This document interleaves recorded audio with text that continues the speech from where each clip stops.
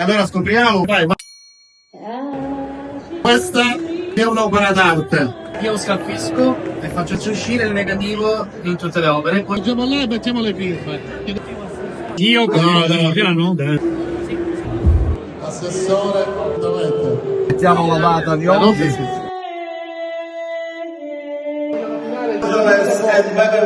Roberto Lagalla. Ti facciamo ringraziare tantissimo, con lei con cui ci siamo relazionati tante volte e che purtroppo stasera per problemi di forza maggiore non è qua, che è Carolina Valchi.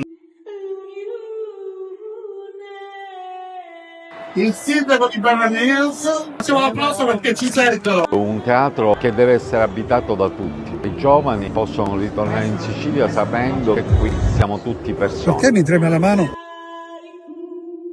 A chi ci ascolta, i siciliani all'estero, questa è casa vostra e vi aspettiamo.